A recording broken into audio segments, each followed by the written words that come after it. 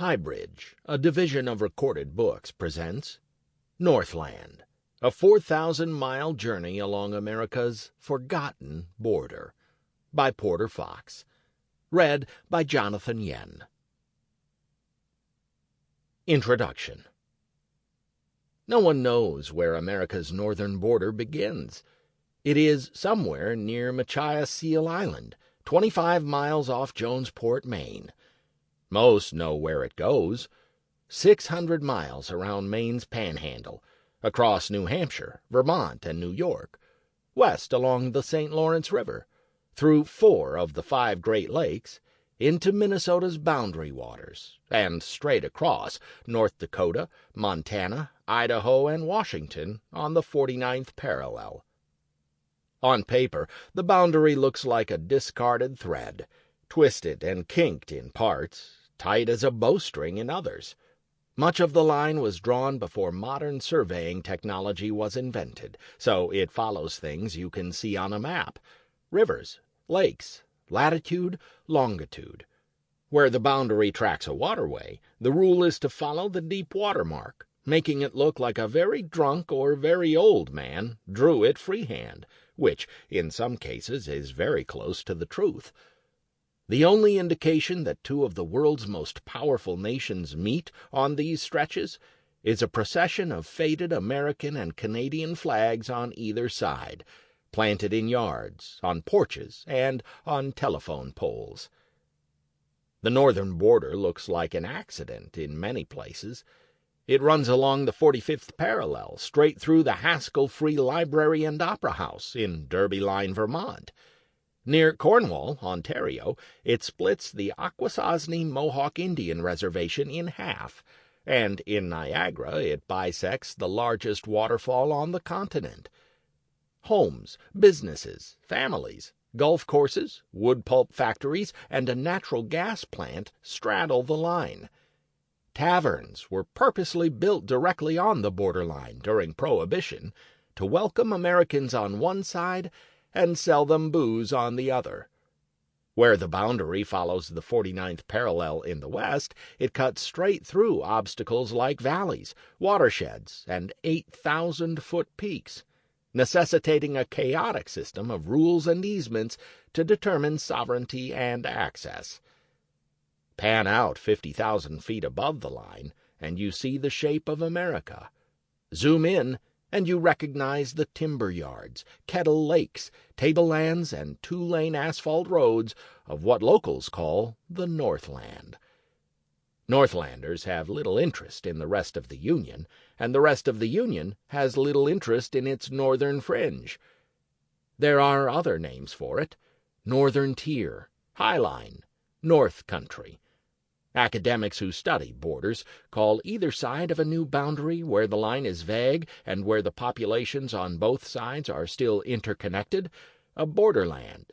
As the border becomes more defined and enforced, the borderland evolves into bordered lands, where movement and commerce are restricted. What was once a singular region becomes 2, and both sides develop individual identities, economies, and cultures. Land on either side of the U.S.-Canada border exists somewhere between these 2. At 5,525 miles, including Alaska, the northern border is the longest international boundary in the world. Without Alaska, the 3,987-mile line capping the lower 48 is the 3rd longest. Politicians, federal agents, pundits, and most Americans focus on the line with Mexico, even though its northern cousin is more than twice its length and many times more porous. The only known terrorists to cross overland into the U.S. came from the north.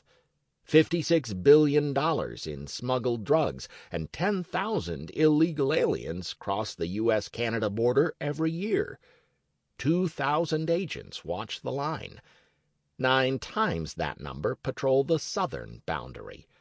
According to a 2010 Congressional Research Service report, U.S. Customs and Border Protection maintains operational control over just 69 miles of the northern border. For 200 years, the northern border was America's principal boundary. The history of the continent played out along the line, chronologically from east to west. The age of discovery, the first colonies, the fishing, timber, and fur trades, the French and Indian Wars, the British Empire, the American Revolution, Lewis and Clark's Corps of Discovery, the War of 1812, the Indian Wars, and westward expansion. An old friend once described the Northland as a place that didn't change between the American Revolution and 1970. It is true. Bands of Scandinavians, Russians, French, Scottish, Dutch, and German Americans, descended from original settlers, still live there in an archipelago of ethnic islands. Some of the largest remaining American Indian tribes, the continent's actual first settlers, live there too, most on exploited and tyrannized reservations. Auto maintenance, home maintenance, knowledge of weather, fishing, and hunting are essential skills because there is often no one there to do it for you. You can still put groceries on an account in the Northland, run up a weekly tab at the bar, or take out your neighbor's fence after one too many, as long as you fix it within the month. The landscape there represents nature to people who visit for a long weekend and then race home. To Northlanders, nature is not a thing you go see. It is the place you live. It is not all quaint. There are problems like teen pregnancy, domestic violence, drugs, poverty, obesity, bigotry. Unless there's oil or gas to drill for, the economy is typically slow. In many places, there isn't much to do in the winter except work, watch TV, go to church, get drunk, get mad, or all of the aforementioned. The winter is long. It gets dark at 4 in the afternoon and stays that way until 8 in the morning. It gets so cold that streetlights shine straight up through airborne frost instead of down. Towns smell of wood smoke, and windstorms sweeping south from Canada make the forest groan. When modern civilization finally arrived, the Northland changed quickly. Silvery highways now cut across the backcountry, and high-voltage power lines slice through remote mountain passes. Tourists wearing safari vests have overrun centuries-old fishing and mill towns in the Northeast, while developers have made a killing selling luxury mountain homes in former Western ranching and mining towns. Before September 11, 2001, half of the 119 border crossings between the U.S. and Canada were unguarded at night.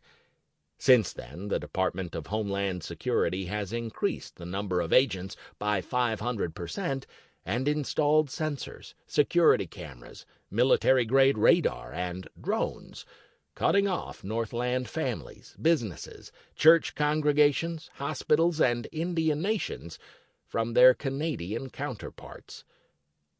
The Northland's fragile environment has taken a hit as well. In a warming world, temperatures in northern latitudes are rising faster than southern temps, threatening snowpacks, rivers, forests, habitats, wetlands, and freshwater reservoirs from Washington's North Cascades to the Great Lakes to Maine's North Woods. Overfishing and warming waters in the North Atlantic have left the fishery on the brink of extinction, while pollution and erratic water levels in the Great Lakes threaten America's primary supply of surface fresh water. In North Dakota, a historic oil boom has transformed the state, and America's effort to lower greenhouse gas emissions, in a mad dash to pump as much oil as possible before the end of the fossil fuel era. I grew up in the Northland, on an island in northern Maine. I saw how living close to America's northern border shapes communities there. There are river valleys near the boundary where everyone speaks French, others that fly the British flag. Locals speak with a Scottish, Acadian, Massachusetts brogue that inverts A's and R's, distorting the word karma into kamer. General stores in the north sell poutine and rappy pie. Markets on the coast stack their counters with the same salted cod sticks and pickled hog's feet that British colonists once preserved. My father was a boat builder, and we spent half the year in the North Atlantic, close to where the line begins. It was an exotic place to come of age. Fog bends the light in the morning and turns seawater green-black. Wisps of it curl through the streets and strafe thick stands of pine and spruce. In the winter, nor'easter gales make the rain gutters sing and blow the front door in. In the summer, the ocean is a wide blue basin in constant motion and brushed by the wind. We drove 3 hours farther north every summer to a hunting lodge that my great-great-grandfather built in 1909. It is 7 miles from the Canadian border. Half the town is from Canada, half from America. People there rarely agree with one another, but they are quick to laugh. They tell stories in the old style, rooted in dark underlying irony. Mother-in-law falls off a lobster boat. Lobsterman hauls her in with 20 lobsters hanging off her dress. Lobsterman's wife yells, "Set her again!" They are quicker to talk about you when you leave the room. It is a small room, the northeastern corner pocket of the country. When I was old enough to leave home, I wandered west, first to Vermont, then Wyoming.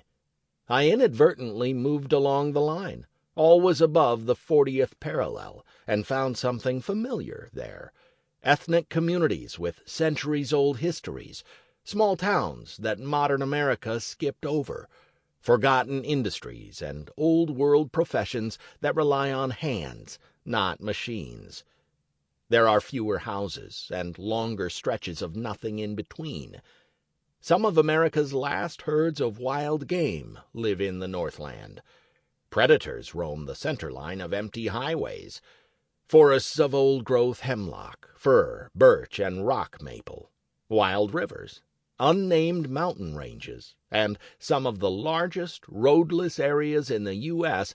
cluster along the northern border like dust gathers against a wall. Every news report I heard about pipelines, border walls, droughts, and security crackdowns along the northern boundary made me want to visit the Northland again before it changed for good. I wasn't sure how I would get there or how long it would take to cross the country. I didn't even know if my Arcadian concept of the Northland existed across the continental U.S. I knew I wanted to follow the High Line from Maine to Washington.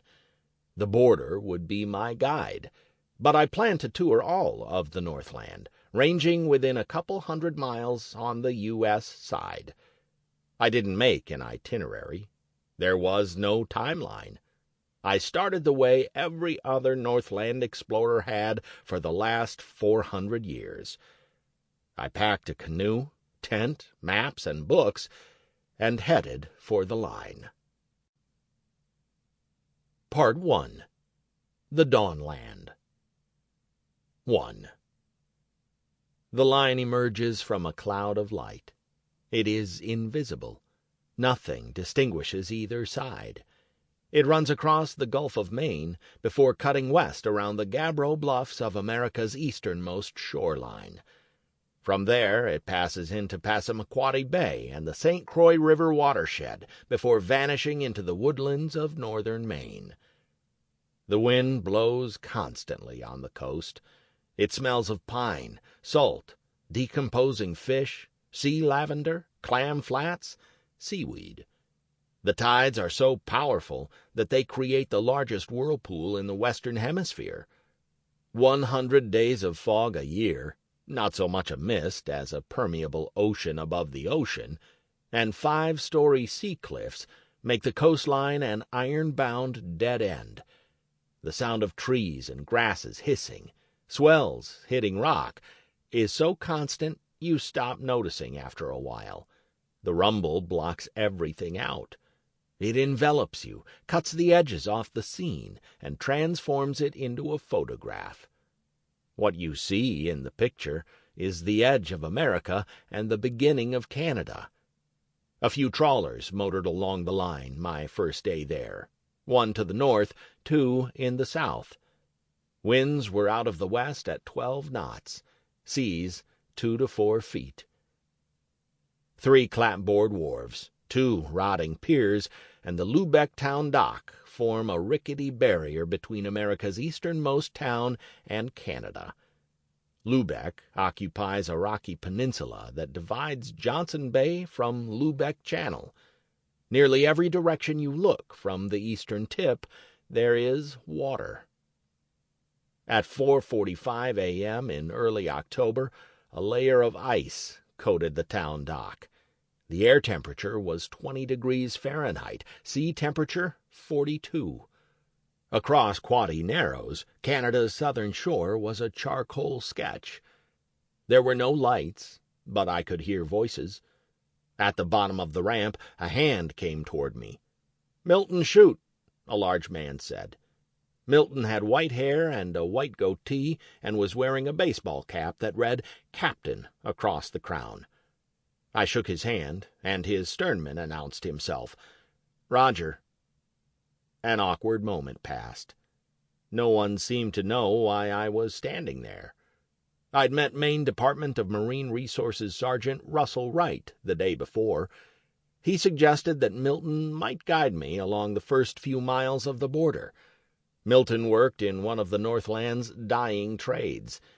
He was a fifth-generation fisherman who had purse-seined, fish-dragged, urchin-dragged, clammed, and scalloped in Passamaquoddy Bay for 50 years. After 4 centuries of overfishing, the North Atlantic fishery was nearing extinction, and many of Maine's iconic fishing communities were dying with it. I had called Milton at 6:25 p.m. to ask if I could drag for sea urchins with him the next day. "If you'd called 5 minutes later," he said, "I would have been asleep." Fishing in the Northland had always been hard, Russell told me. Something about northern latitudes spins nature's forces out of control. The Bay of Fundy has the largest tides on the planet, rising and falling up to 50 vertical feet twice a day. Storms in the North Atlantic are among the most violent in the world, and the average water temperature around Lubeck is 45 degrees. Lobstermen tie mooring balls, rated to hold 20,000-pound vessels, to weighted traps to keep currents from dragging them away. Every year, a trawler or two goes down, taking with it several Lubeck fishermen. At the end of Water Street, next to a double-wide concrete boat ramp, a blue sign reads, "Future site of Lost Fishermen's Memorial Park." Lubeck had been a border town since the beginning, Russell said, populated by bootleggers, businessmen, snake oil salesmen, fishing families, smugglers, shipbuilders, and frontiersmen. Half the town looked like it had been built in the 1700s, the other half in the 1970s. Clapboard Georgians and colonial salt boxes sidle up against mobile homes and vinyl-sided shacks. 3-story Victorians overlook work lots packed with RVs, ATVs, skiffs, dories, lobster traps, and giant spools of yellow nylon rope. Something about living with your back against an invisible wall makes people think they're invincible. Smuggling got so bad in 1791 that George Washington dispatched one of his best men from the Continental Navy, Hopley Eaton, to bust smugglers and enforce tariffs around Passamaquoddy Bay. Creating a new border out of thin air was not an easy task. Founding a new nation wasn't either. The U.S. government depended almost solely on tariffs its first few years to keep the country afloat. Congress created a new division of floating taxmen called the Revenue Marine, later renamed the Revenue Cutter Service, and authorized 10 new cutters to serve between Georgia and Maine. The slender 2-masted sloops, were about 50 feet long and were fast enough to overtake any loaded merchant vessel. Still, Yeaton failed to convince locals in Passamaquoddy Bay that the line they fought for now divided them from their friends, family, and business partners in British Canada, and that any goods crossing the line had to go through a customs house. The Northland was an interwoven patchwork of commerce at the time. Trees were cut in Canada and milled in America. Fish were caught in America, processed in Canada, and then shipped from facilities back in the U.S.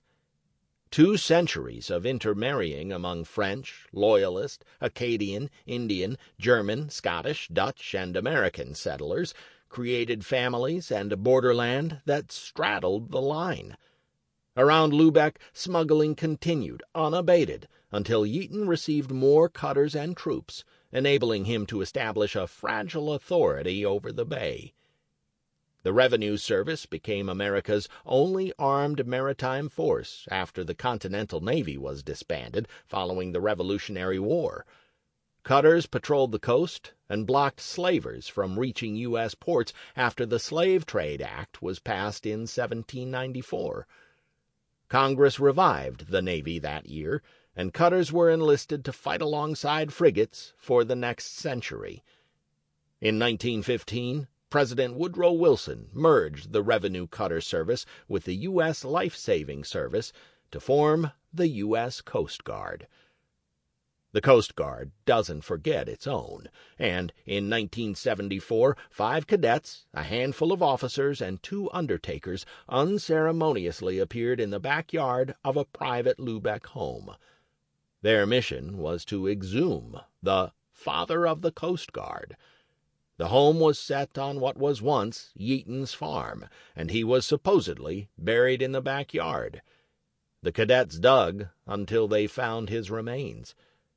The following August, the USCGC Eagle arrived to transport Yeaton to a memorial tomb at the Coast Guard Academy in New London, Connecticut. Milton Chute had no use for the Coast Guard, Marine Resources, Customs, Border Patrol, or anyone else who wanted to tell him where he could fish or how much he could catch. It was a small miracle that the urchin market had found Maine fishermen in the first place. The fishing industry was struggling in the late 1980s when Japanese buyers arrived looking for the thorny crustaceans that Northland fishermen had cursed most of their lives. In Japan, the buttery inner roe of the green urchin is a favorite among blue-collar diners. Japanese buyers, driving refrigerated box trucks along the Maine coast, offered 25 cents per urchin at first, then $1 a pound, then $2. When the price hit $7 a pound, Milton said, urchin draggers could net up to $8,000 a day for much of the 38-day season. Milton bought a new pickup truck and a second boat. Then, in a self-defeating cycle all too familiar to Northland fishermen, the urchins started running out. Marine Resources stepped in. New regulations cut Milton's limit from more than 20 crates a day to 7. Now it was getting harder to break even. Milton sat on the dock, swung his legs into a skiff, and shimmied onto the seat. He was 69 years old and needed things to get easier, not harder. He was just under 6 feet and not as limber as he once had been. He had a substantial belly and moved with the slow, powerful precision of a black bear.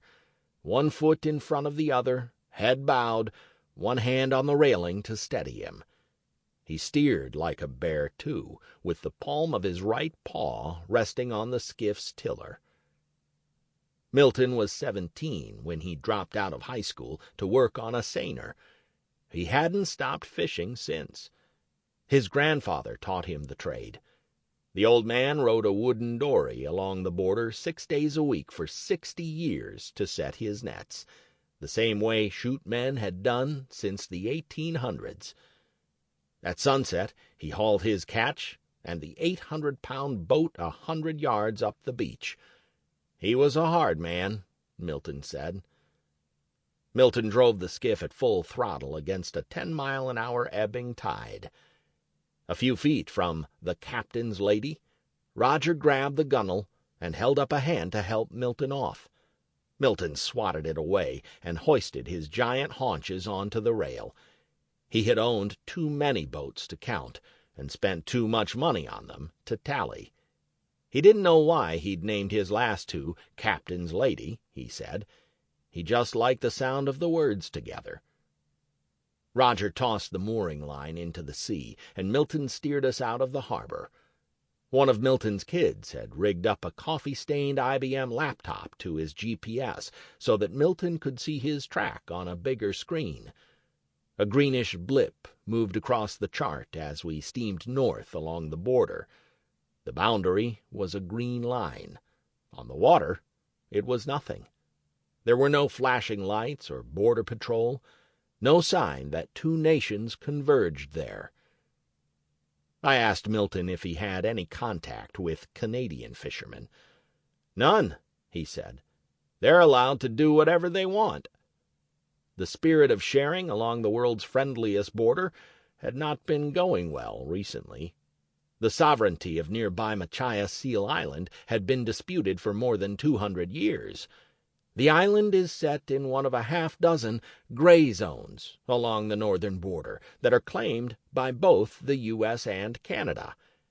Conflicting language in the 1783 Treaty of Paris, which ended the Revolutionary War and drew the first miles of the northern boundary from Maine to Minnesota, created the confusion.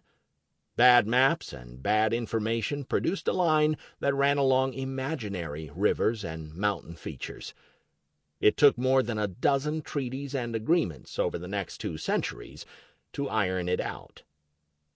Machias Seal Island wasn't a problem until the price of lobster spiked in 2015 and Nova Scotia fishermen started setting traps there. Death threats, cut lines, and close calls between American and Canadian fishermen followed. An American lobsterman lost his thumb while jostling with a Canadian boat. An American captain threatened to ram and sink a Canadian government ship after the ship hauled away his traps. The Canadians returned them. The dispute was never resolved, nor were several others in gray zones along the line. Fishermen at Dixon Entrance, between Alaska and British Columbia, have been battling for fishing rights for years.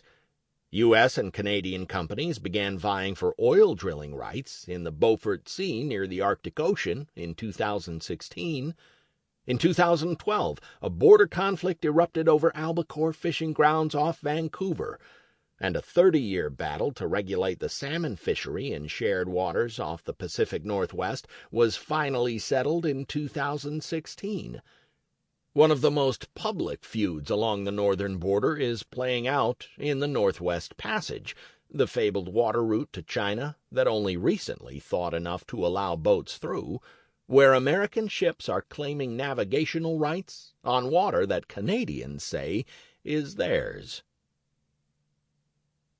The Western Hemisphere was crisscrossed with overlapping borders when Samuel de Champlain sailed into Passamaquoddy Bay on June 26, 1604. Pope Alexander VI had issued a papal bull 2 months to the day after Christopher Columbus returned from his 1492 voyage, creating a north-south line of demarcation 100 leagues west of the Azores.